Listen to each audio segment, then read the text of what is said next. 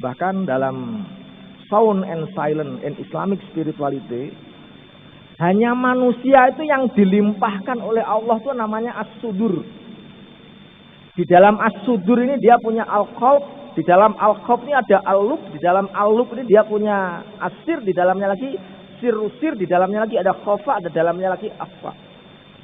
Inilah akal manusia, faculty of knowledge manusia yang bisa manusia itu mengembangkan imajinasi dan pikirannya sehingga cara berpikir manusia demikian canggih, bahkan dia bisa mukasyafah untuk menyingkap seluruh realitas yang tidak kasat mata di semesta ini. Ketika hati manusia pada aspek sir dan akhfa ini sudah terlatih, hati manusia bisa mendengar yang tidak bersuara, bisa melihat yang tidak kasat mata. Inilah hanya yang dimiliki kecanggihan daripada natkin, kepanggihan dari fikir, kecanggihan daripada al-akal yang dimiliki oleh manusia. Ini berbeda dengan makhluk-makhluk yang lain. Jadi yang pertama, Allah memuliakan dari cara berkomunikasi manusia, dari kecanggihan cara berpikir manusia. Yang berikutnya adalah bil ilmi. Perkembangan ilmu yang diciptakan oleh manusia dengan cara berpikir yang canggih, kita hari ini bisa menyaksikan bagaimana peradaban manusia berkembang sangat pesat. Arsitektur berkembang demikian pesat.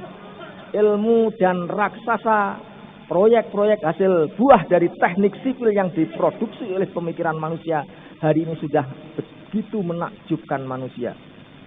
Bukan saja pesawat, bukan saja jembatan yang itu sudah sangat di luar nalar manusia.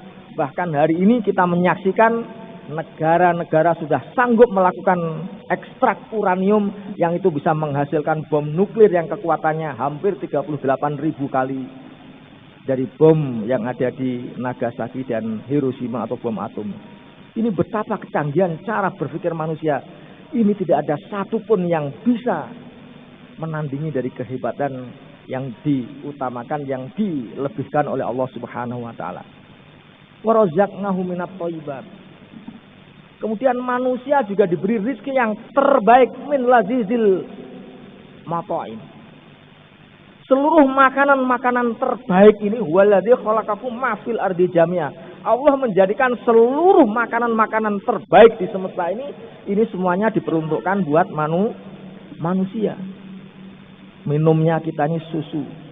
Minumnya manusia manusia segala jenis minuman yang paling lezat-lezat untuk manusia. Seluruh biji-bijian, buah-buahan itu yang terbaik itu semuanya untuk manusia. Padi, kedelai, gandum yang terbaik semuanya untuk manusia. Sementara sisa yang manusia tidak suka itu diberikan kepada binatang. Diberikan kepada sapi, diberikan kepada unta.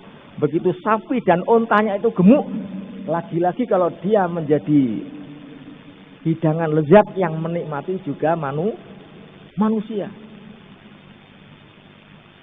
Kemudian selain wafaddalna ala katsir man khalaqna tafdila, dan juga manusia dilebihkan, diutamakan oleh Allah dibandingkan makhluk-makhluk yang lainnya. Laqad karomna bani adama wa hamalnahu fil barri wal bahri ay sakarnahum mil maraqibi fil bahri bisafani wa bil birri bil bahaimi. Coba Bapak dan Ibu, betapa kurang hebatnya apa di mata kita sehingga kita tidak bersyukur.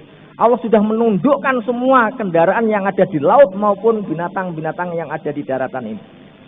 Kalau saja unta itu tidak ditundukkan oleh Allah, begitu kita naiki membawa beban yang berat, mungkin kita akan ditendangnya. Ngasih makan makanan sampah, tapi memaksa binatang-binatang bahaim untuk bekerja keras demi kepentingan manusia. Kalau kuda itu tidak tunduk dan ditundukkan oleh Allah Subhanahu wa taala, maka begitu manusia melecut memaksa kuda untuk lari kencang, mungkin manusia akan dibanting di tengah padang pasir. Tapi karena betapa subhanallah Allah menjadikan semuanya tunduk kepada Allah yang semata-mata ditunjukkan untuk manusia, akhirnya seluruh bahaim, seluruh binatang-binatang yang ada di muka bumi ini semuanya tunduk dalam konteks untuk memberikan servis yang terbaik bagi kehidupan manusia. Inilah manusia. Kalau ilmu politik hanya melihat dari cara berpikirnya, hanya melihat dari komunikasi sosialnya, tapi Allah melebihkan manusia ini dengan cara berpikirnya, cara komunikasinya, cara ilmunya, cara bagaimana. Inilah kenapa kemudian Allah betul-betul memberi taukid, memberikan takkid dan bahkan takhid yang menggambarkan bahwa Allah betul-betul menjadikan manusia ini dengan tujuan yang sangat jelas dan tidak main-main. Tetapi ingat, karena puncak ketinggian manusia, dimuliakannya manusia ini karena akalnya, karena berpikirnya, karena ilmunya. Ketika manusia mengabaikan dari bagaimana mengasah akal, ilmu dan komunikasinya, maka dia akan bisa kembali pada derajat binatang. Laqad khalaqnal insana fi ahsani taqwim tsumma radadnahu fi asfala safilin. Manusia diciptakan oleh Allah dalam bentuk yang sebaik-baik bentuk. Tetapi begitu manusia abai, tidak mau merawat faculty of knowledge yang diberikan oleh Allah, manusia bisa turun dalam derajat yang sangat hina. Bahkan dalam Al-Quran disebut inna syarat dawabi indallahi sumul bukmul ladzina la ya'qilun. Seburuk-buruk binatang yang ada di muka bumi ini adalah orang yang buta dan tuli yang tidak bisa berpikir.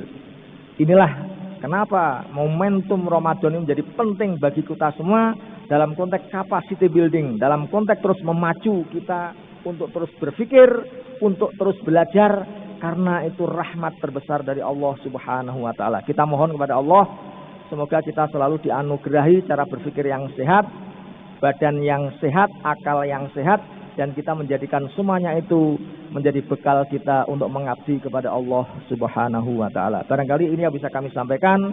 Atlubu minkum alafa. Wassalamualaikum warahmatullahi wabarakatuh.